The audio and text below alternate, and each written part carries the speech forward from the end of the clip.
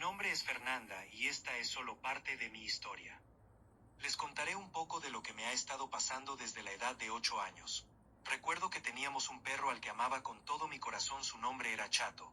Ese nombre se lo puso mi abuela pues era de ella donde solíamos vivir, era un terreno grande con dos casas, una casa pertenecía a mi abuela paterna y la otra era la de mis padres. Aunque nosotros no teníamos mascotas, mi abuela sí tenía varios caninos. Entre ellos el Chato, claro, cada canino fue especial, pero el Chato marcó una parte importante en mi vida que a continuación les diré. Yo empecé a sentir como el Chato fijaba su atención en mí. Podía sentir su mirada profunda que me seguía de un lado a otro. Al principio me hizo sospechar de alguna manera que actuaba como guardián de la casa. Pero con los días me fui dando cuenta de que él me seguía a donde yo fuera. Para mí fue algo extraño que un día al ir al mercado con mi madre el Chato apareciera en ese lugar.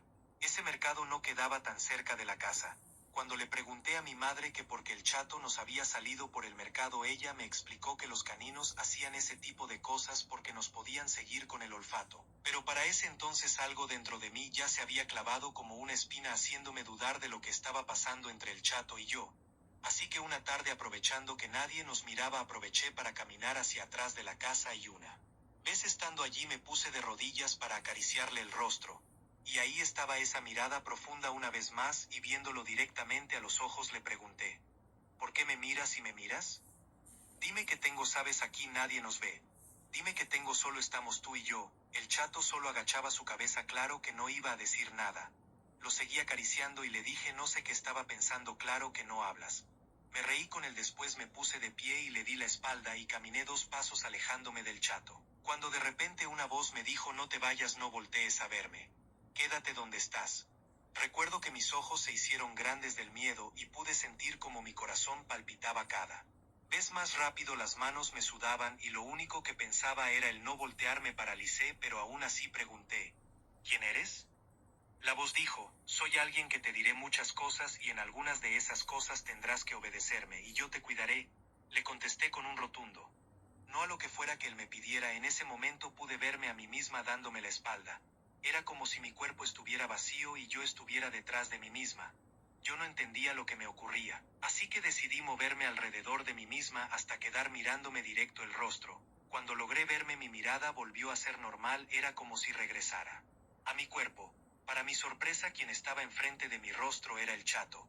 Ya que aquella experiencia fue demasiado extraña para mí y no le encontré explicación, no quise centrarme en lo que había ocurrido. No sé si fue por temor a descubrir algo más o porque simplemente era una niña y lo dejé pasar como si no tuviera relevancia en ese momento de mi vida. Pero hay cosas que simplemente están fuera de nuestro control. Los días pasaban y yo no entendía lo que me pasaba. De repente me quedaba en blanco y era cuando miraba como si yo fuera corriendo de rodillas por calles cercanas a mi casa. También miraba a las personas desde un ángulo como si yo estuviera de rodillas viendo hacia arriba, pero no pudiera llegar a la altura regular de un ser humano ni de mis amigos que eran niños. Mi estatura pareciera que era más pequeña. Ahora, pensando en lo sucedido, sé que empezaba a presentarlos cambios en mi cuerpo por haber sostenido aquella plática con la voz misteriosa. Un día al caminar a casa después de escuela escuché una vez más la voz misteriosa. Él dijo: sigue caminando, no me busques porque no me verás.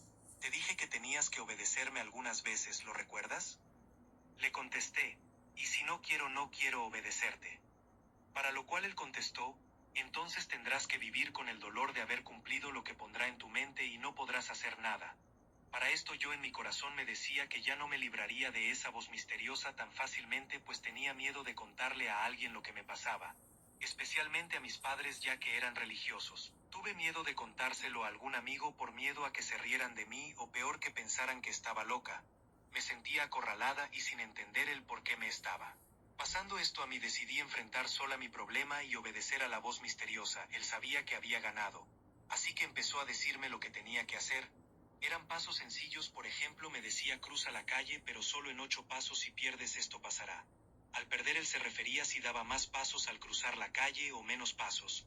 Y me hacía ver cosas bien feas y tristes, algunos hasta de asesinatos que pasarían en mi familia o de gente extraña para mí. Yo lloraba a solas, pero nunca se lo demostré, solo obedecía. Con el paso de los días llegué a sentir el peso sobre mis hombros. Me sentía sola, así que una noche estaba pensando en cómo podría decírselo a alguien de una forma que no asustara a la persona que le contaría. Me imaginé explicando diferentes versiones de cómo no se me juzgará y se me creyera. Por la mañana iba en camino a buscar a esa persona a la que le diría lo que me estaba pasando, pero en el camino esa voz misteriosa me detuvo, y pregunto, ¿sabes por qué miras que corres por las calles cercanas a tu casa de una manera que parece que vas de rodillas?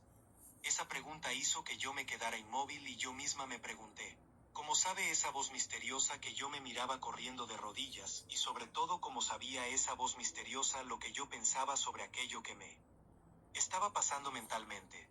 Él comenzó a explicar y dijo, préstame atención a lo que te diré, tú miras a través de tu perro, a través de sus ojos, si él anda en algún lugar y tú quieres saber si él está bien, solo agranda tus pupilas y estarás mirando lo que tu perro está mirando en ese preciso momento. Ahora te pregunto yo, ¿verdad que no soy tan malo como piensas?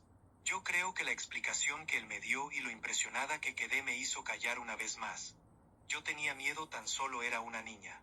Pasaron los meses, una vez más quedé con la mirada en blanco, y al estar en ese trance miré como un hombre cargaba una piedra grande y me la arrojaba encima. Cuando volví en sí estaba muy agitada. Presentía lo peor, así que salí corriendo de mi casa directo a buscar al chato en aquel lugar donde pude percibir que había sucedido lo que vi minutos antes al entrar en trance. Y si lo único que encontré fue su cuerpo a lo lejos, al chato lo había matado un hombre, le había arrojado una piedra enorme en su cabeza. Así que lo último que pude ver fue lo que sus ojos me transmitieron antes de morir, como si él se estuviera despidiendo de mí por última vez. No tengo manera de explicar lo mucho que me sigue doliendo su muerte. Él era el único que sabía lo que yo sufría muchos días y noches. Me miro llorar, me limpiaba mis lágrimas con él al abrazarlo. Me escuchaba y con sus enormes ojos, su mirada penetrante me consolaba. Él sabía mi secreto y fue un gran compañero. Después de ese suceso me encontraba totalmente sola. De repente con los días vino a mí un rayo de esperanza, pues creí que si todavía ha comenzado por una plática que había tenido con el chato al morir, el todo terminaría también. Llegué a pensar que la voz misteriosa desaparecería de mi vida para siempre, pero como mencioné antes, hay cosas que se salen fuera de nuestro control y que nos lleva a vivir experiencias que realmente no sabemos si algún día las buscamos o simplemente llegaron a nuestra vida por alguna razón de la cual todavía no nos hemos dado cuenta, pero que será siempre para enseñarnos algo, ya sea a valorar nuestras palabras, nuestros pensamientos, nuestras acciones y motivos.